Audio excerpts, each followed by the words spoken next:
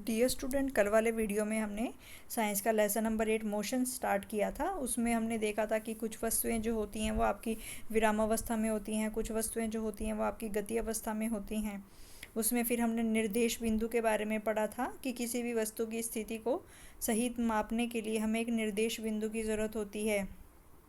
ठीक है, तो ये कल सारा हमने पढ़ा था। तो आज हम देखेंगे, आज का जो टॉपिक है वो है हमारा गति की दर का मापन, कि गति की दर को हम कैसे नापते हैं। ठीक है, तो यहाँ पे एक पिक्चर दिखाई गई है। तो यहाँ पे क्रिकेट का खेल दिखाया गया है। तो बॉलर जो है यहाँ पे बॉल फेंक रहा है। तो जब फर्स्ट बॉल फेंकता है तो उसकी स्पीड है यहाँ पे 140 किलोमीटर प्रति घंटा। सेकंड जो है, सेकंड बॉल की स्पीड है 143 किलोमीटर प्रति घंटा। नेक्स्ट की है 135 किलोमीटर प्रति घंटा। फिर आपकी 145 किलोमीटर प्रति घंटा। फिर आपकी 132 किलोमीटर प्रति घंटा। और फिर आपकी 130 किलोमीटर प्रति घंटा। तो यानी कि इसमें इस एग्जाम्पल से हमें क्या पता चला कि सभी वस्तुओं की जो स्पीड है वो आपकी अलग अलग होती है।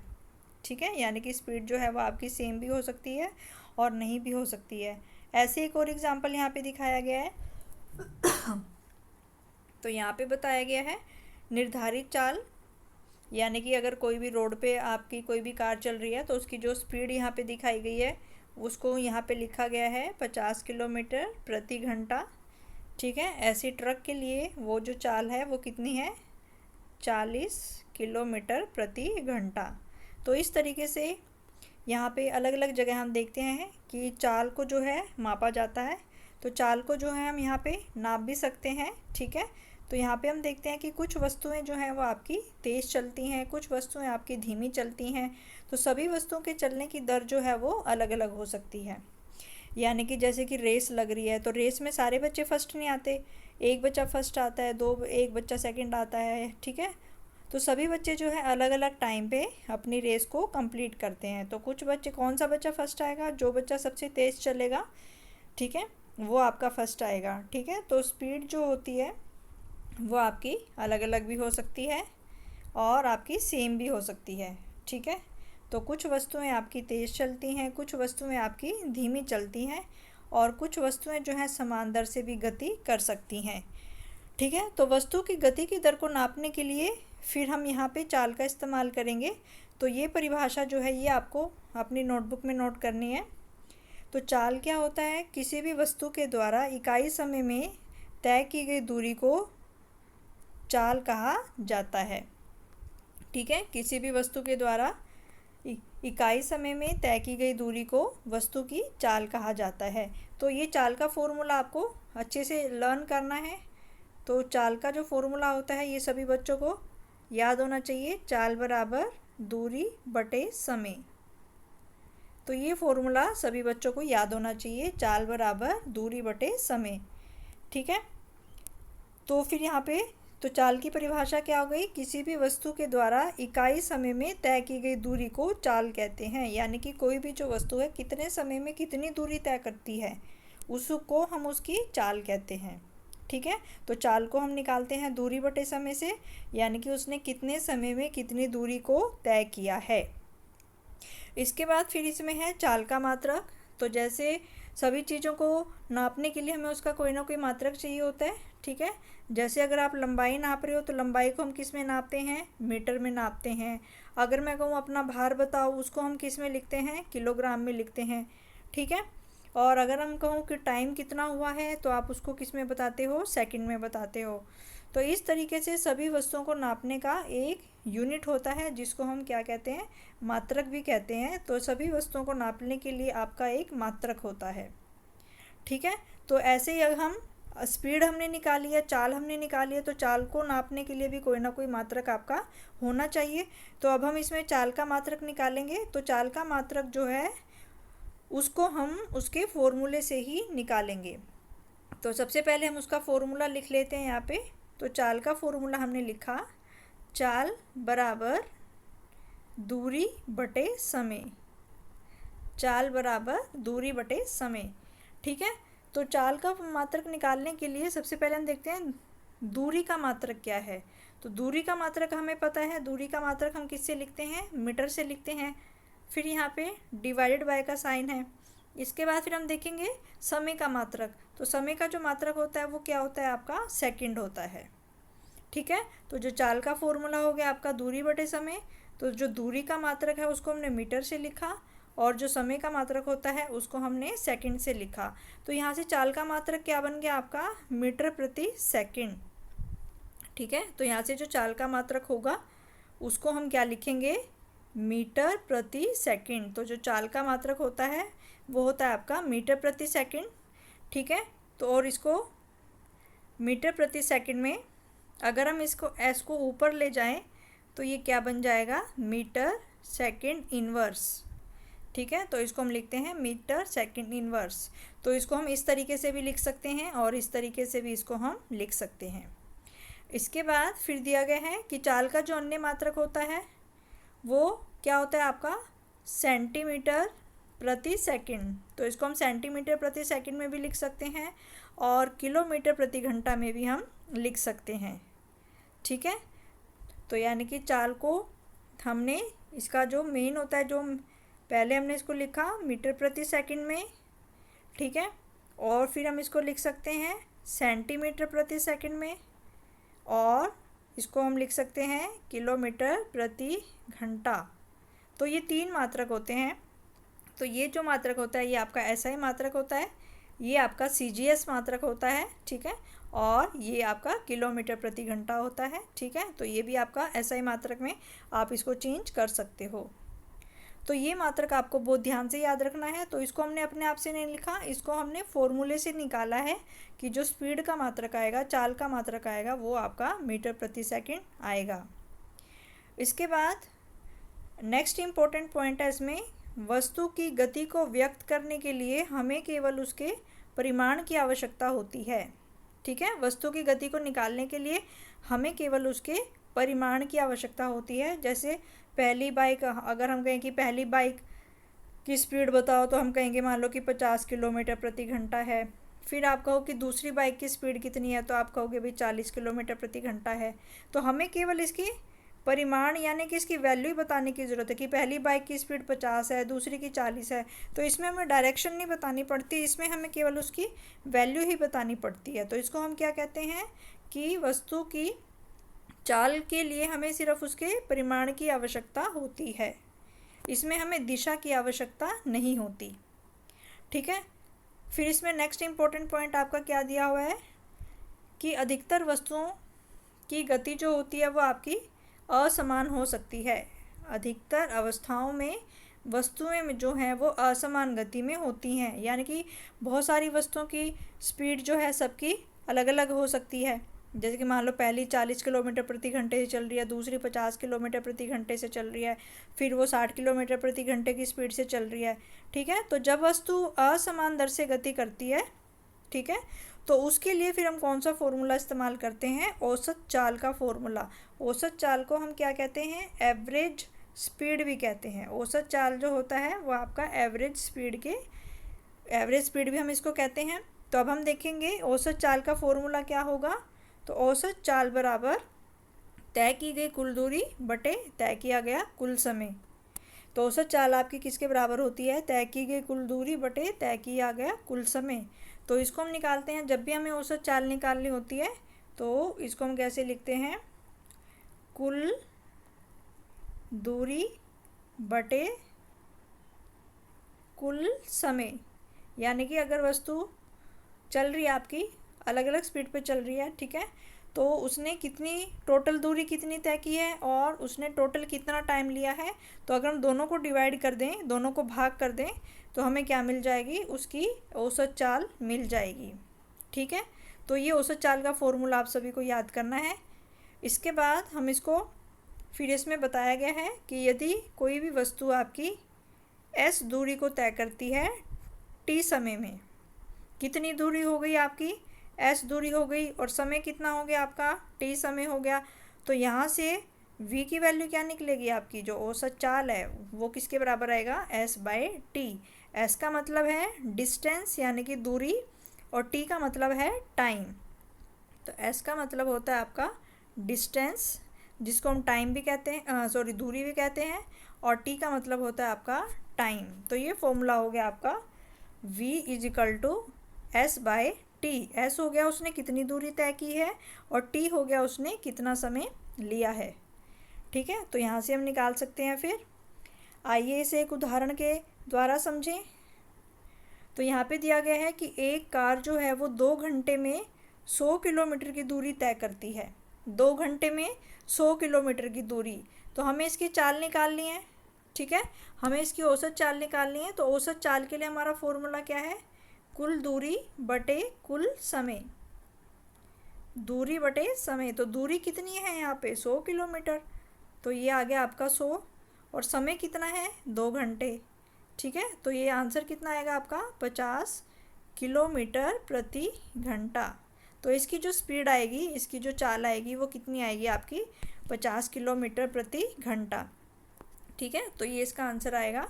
इसकी जो औसत चाल होगी वो कितनी होगी आपकी? 50 किलोमीटर प्रति घंटा। तो इसमें हमने दूरी को समय से भाग किया है। ठीक है, तो इसमें हमने देखा, आज वाले इस टॉपिक में हमने देखा कि जो आपकी चाल होती है, ठीक है, उसको हम कैसे नापते हैं। फिर हमने चाल का फॉर्मूला निकाला, वो दूरी बटे समय के बराबर होता है। फिर हमने उसका मात्रक निकाला। ठीक है, फिर हमने लिखा कि एक मात्रक होता है आपका मीटर प्रति सेकंड, एक होता है आपका सेंटीमीटर प्रति सेकंड और एक होता है आपका किलोमीटर प्रति घंटा। फिर हमने देखा कि चाल को नापने के लिए केवल हमें उसके परिमाण की ही आवश्यकता होती है। फिर हमने देखा कि औसत चाल का फॉर्मूला क्या होगा? कुल दूरी बटे कुल समय। ठीक है, और फिर हमने एक उदाहरण के द्वारा देखा कि अगर कोई कार आपकी 2 घंटे में 100 किलोमीटर की दूरी तय करती है तो उसकी जो औसत चाल आएगी वो 50 किलोमीटर प्रति घंटा आएगी। ठीक है, तो यहाँ से फिर एक उदाहरण हम देखेंगे। ये वाला एग्जाम्पल इसमें दिया गया है। एक वस्तु 16 मीटर की दूरी, एक वस्तु है 16 मीटर की दूरी 4 सेकंड में तय करती है और फिर 16 मीटर की दूरी 2 सेकंड में तय करती है, तो वस्तु की औसत चाल क्या होगी? पहले वो चल रही है 16 मीटर की दूरी 4 सेकंड में और फिर चल रही है 16 मीटर की दूरी 2 सेकंड में। तो औसत चाल का फॉर्मूला क्या है हमारे पास? कुल दूरी, ठीक है, बटे कुल समय। तो यहाँ पे अगर हम लिख लें, हमें उसकी कुल दूरी निकालनी है और फिर उसको कुल समय से हमें भाग करना है। तो कुल दूरी कितनी हो गई? पहले चल रही है वो आपकी, पहले कितनी चल रही है आपकी? 16 मीटर और फिर चल रही है आपकी 16 मीटर, तो टोटल कितनी चली वो आपकी? 32 मीटर चली है। तो कुल दूरी कितनी हो गई आपकी? 32 मीटर हो गई। और समय कितना है?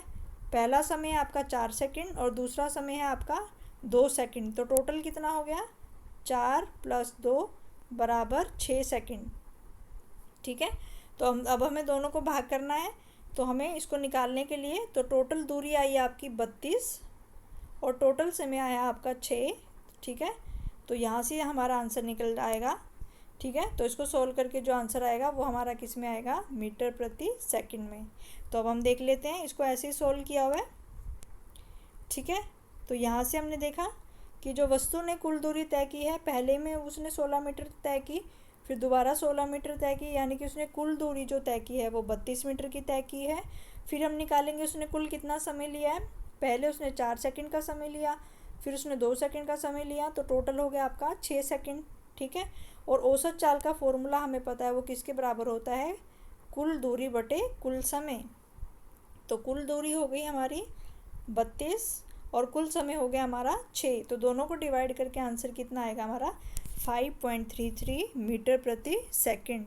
तो इसकी चाल को हम मीटर प्रति सेकंड में लिखेंगे क्योंकि यहाँ पे दूरी हमें किस में दी गई है? मीटर में। तो यानी कि ये हमने लिखा मीटर और समय किस में दिया गया है? सेकंड। तो जो आंसर आएगा उसको हम लिखेंगे 5.33 मीटर प्रति सेकंड। तो ये आंसर आपका आएगा। और अगर आपने सिर्फ 5.33 लिखा तो और ये नहीं लिखा तो आपका एक नंबर कट जाएगा। तो दूरी का या चाल का आंसर जो भी लिखोगे उसके साथ में उसका मात्रक लगाना जो है वो आपका बहुत ज़रूरी है। ठीक है, इसमें फिर नेक्स्ट अगर हम देखें, नेक्स्ट इसमें हम करेंगे वो है हमारा दिशा के साथ चाल। अगर हम चाल के साथ साथ ठीक है, अभी हमने बताया कि चाल को व्यक्त करने के लिए केवल हमें उसका परिमाण ही बताना पड़ता है, लेकिन अगर हम चाल के साथ में उसकी दिशा को भी जोड़ दें, ठीक है, तो अगर हम चाल के साथ में उसकी दिशा को भी जोड़ दें, ठीक है, तो वो चीज़ किसके बराबर बन जाती है, उसको हम कहते हैं वेग। तो वो चीज़ आपकी वेग के बराबर बन जाती है। ठीक है, तो चाल के साथ अगर हम दिशा को भी जोड़ देते हैं तो वो चीज़ आपकी वेग के बराबर बन जाती है। ठीक है, तो यहाँ पे फिर दिया हुआ है, इसको आप अपनी कॉपी में भी नोट कर लेना कि अगर हम चाल के साथ साथ दिशा को भी व्यक्त करें, यानी कि चाल के साथ साथ अगर हम दिशा को भी बताएं तो उसे क्या कहा जाता है, उसे वेग कहा जाता है। तो यानी कि जो आपका वेग होता है वो किसके बराबर होता है, चाल प्लस दिशा, इसको हम कहते हैं वेग। और वेग को हम इंग्लिश में क्या कहते हैं, इसको हम वेलोसिटी भी कहते हैं। ठीक है, तो ये डेफिनेशन आप अपनी नोटबुक में नोट करेंगे। चाल के साथ साथ अगर हम दिशा को भी बताते हैं तो उसको हम वेग कहते हैं। और फिर इसकी परिभाषा क्या होगी, ये इसकी डेफिनेशन है, एक निश्चित दिशा में चाल को वेग कहते हैं। कि अगर हम चल रहे हैं और वो किसी डायरेक्शन में चल रहे हैं तो उसको हम वेग कहते हैं। ठीक है, जैसे एग्ज़ाम्पल अगर मैं बताऊं कि जैसे कि आपने बताया कि जो एक ट्रेन चल रही है, ठीक है, तो आपने बताया कि ट्रेन की स्पीड कितनी है, तो आपने कहा कि भाई ट्रेन जो है वो 50 किलोमीटर प्रति घंटे की चाल से चल रही है। तो इसको हम क्या कहेंगे कि ये जो हो गई ये तो आपकी चाल है। लेकिन अगर आपने ये बताया कि जो आपकी ट्रेन है वो 50 किलोमीटर प्रति घंटे की स्पीड से उत्तर दिशा में जा रही है, उत्तर दिशा में जा रही है, तो ये क्या बन जाएगी, ये उसका वेग बन जाएगा। क्योंकि अब आप चाल के साथ में क्या बता रहे हो, उसकी दिशा को भी बता रहे हो, तो अब ये आपका वेग बन जाएगा। ठीक है, तो ये अगर आप सिर्फ 50 किलोमीटर प्रति घंटे की स्पीड बताते हो तो वो उसकी चाल होगी। लेकिन अगर आप ये बता रहे हो 50 किलोमीटर प्रति घंटे की रफ्तार उत्तर दिशा में है या दक्षिण दिशा में है, तो अगर आप उसके साथ दिशा भी बताते हो तो वो आपका वेग बन जाता है। ठीक है, तो ये परिभाषा इसकी हो गई, किसी भी निश्चित दिशा में किसी भी वस्तु की चाल दोनों के साथ परिवर्तन होने के साथ साथ ये आपकी हो सकती है। तो ये परिभाषा जो है आप अपने नोटबुक में नोट करेंगे। ठीक है, किसी निश्चित दिशा में चाल को वेग कहते हैं। ठीक है, तो अगर ये जो वेग है ये आपकी दो तरीके से चेंज हो सकती है। अगर चाल चेंज हो जाए, अगर स्पीड चेंज हो जाए तब भी वेग आपका चेंज होगा, और अगर आपकी दिशा चेंज हो जाए तब भी वेग आपका चेंज होगा। तो दोनों में से अगर कोई एक चीज़ भी चेंज होती है तो वेग आपका चेंज हो जाता है, वेग आपका बदल जाता है। अगर आप स्पीड को चेंज कर दोगे तो वेग आपका बदल जाएगा, और अगर आप दिशा को भी चेंज कर दोगे तो भी वेग आपका बदल जाएगा। ठीक है, तो इस तरीके से ये आपका बदल सकता है। इसके बाद फिर ये फॉर्मूला आपको याद रखना है, जैसे हमने औसत चाल का फॉर्मूला निकाला था ऐसे ही हम यहाँ पे औसत वेग का फॉर्मूला निकालेंगे। कि जो औसत वेग होता है इसको हम एवरेज वेलोसिटी भी कहते हैं। इसका ये फॉर्मूला आपको याद रखना है, प्रारंभिक वेग प्लस अंतिम वेग डिवाइडेड बाय 2। तो इसको हम लिखेंगे u प्लस वी बाय 2। ठीक है, औसत वेग अगर आपको निकालना है, u जो है कि पहले कितनी वेग से वो चल रही थी, और v जो है लास्ट वाले वेग से वो चल रही थी, तो दोनों को डिवाइड करके 2 से भाग करना है, हमें दोनों को प्लस करके 2 से भाग करना है। तो जो औसत वेग का फॉर्मूला होगा उसको हम कैसे लिखेंगे, u प्लस वी बाय 2। और औसत चाल को हमने कैसे लिखा था, कुल दूरी बटे कुल समय लिखा था, और औसत वेग को हम क्या लिखेंगे, u प्लस वी बाय 2। ठीक है, तो इसका भी जो मात्रक होगा चाल का और वेग दोनों का मात्रक क्या होता है, वो सेम होता है। तो चाल का जो मात्रक होता है वो भी आपका मीटर प्रति सेकंड है, चाल का मात्रक भी क्या आएगा आपका मीटर प्रति सेकंड, और वेग का मात्रक भी क्या आएगा आपका मीटर प्रति सेकंड। तो दोनों का जो मात्रक होता है वो आपका सेम होता है। अब हम ये वाला क्वेश्चन करेंगे यहाँ पे। ठीक है, ये एक्सरसाइज वाला जो क्वेश्चन है ये हम देखेंगे। इस एक्सरसाइज वाले क्वेश्चन को हम देखते हैं अभी।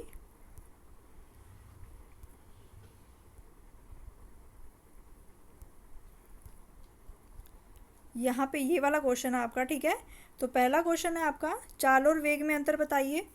तो चाल और वेग में क्या अंतर होता है? तो अभी हमने चाल का पढ़ा कि किसी भी निश्चित दिशा में तय की गई दूरी को हम चाल कहते हैं। और वेग में क्या बताओगे आप कि चाल के साथ अगर हम दिशा को भी बताएं तो उसको हम वेग कहते हैं। किसी निश्चित दिशा में चाल को हम वेग कहते हैं, ठीक है। और चाल को हम क्या कहेंगे कि किसी भी निश्चित दिशा में तय की गई दूरी को हम चाल कहते हैं, ठीक है। तो चाल के लिए आप क्या बोलोगे? किसी निश्चित दिशा में तय की गई दूरी को हम चाल कहते हैं। और वेग को आप क्या बताओगे? वेग बराबर चाल प्लस दिशा, ठीक है। तो किसी निश्चित दिशा में तय की गई चाल को हम उसका वेग कहते हैं। तो ये क्वेश्चन आप अपनी नोटबुक में नोट करेंगे। फिर सेकंड क्वेश्चन यहाँ पे आपको दिया गया है, किस अवस्था में किसी वस्तु के औसत वेग का परिमाण उसकी औसत चाल के बराबर होता है? किस अवस्था में वस्तु के औसत वेग का परिमाण उसकी औसत चाल के बराबर होगा, यानी कि औसत वेग जो है वो औसत चाल के बराबर होगा, ठीक है। तो ये कब होगा कि जब दूरी किसके बराबर होगी? वस्तु के द्वारा तय की गई दूरी जो है वो आपके विस्थापन के बराबर होगी। जब वस्तु के द्वारा तय की गई दूरी आपकी विस्थापन के बराबर होगी तब वस्तु का जो औसत वेग है वो किसके बराबर होगा? औसत चाल के बराबर होगा। अगला क्वेश्चन है, गाड़ी का ओडोमीटर क्या नापता है? तो गाड़ी का ओडोमीटर वस्तु के द्वारा तय की गई दूरी को नापता है। जब कोई वस्तु एक समान गति में होती है तो हमें उसका मार्ग कैसा दिखाई देता है? तो हमें उसका मार्ग सरल रेखीय गति दिखाई देता है।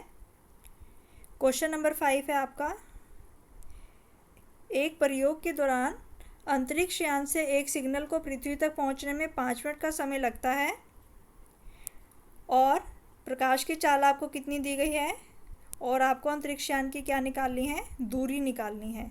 तो यहाँ पे कोई आपका अंतरिक्ष यान आ रहा है तो वो सिग्नल भेज रहा है और पृथ्वी तक वो सिग्नल आपके पहुँच रहे हैं और सिग्नल को पहुँचने में 5 मिनट का टाइम लगता है।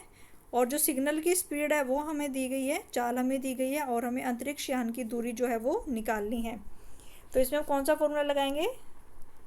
इसमें हम चाल वाला फॉर्मूला लगाएंगे। तो इसको हम लिखेंगे चाल बराबर दूरी बटे समय, ठीक है।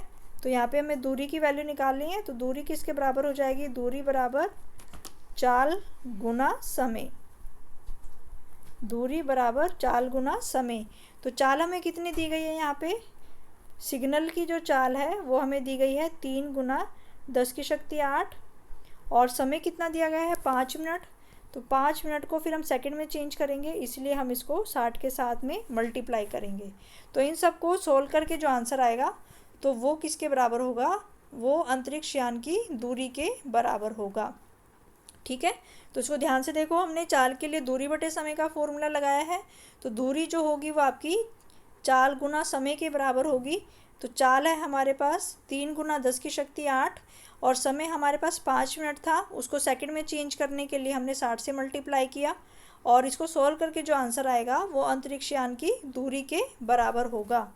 तो डियर स्टूडेंट, सभी को ये अपने क्वेश्चन आंसर, ये जो 5 क्वेश्चन आंसर हैं ये सभी को अपनी नोटबुक में नोट करने हैं।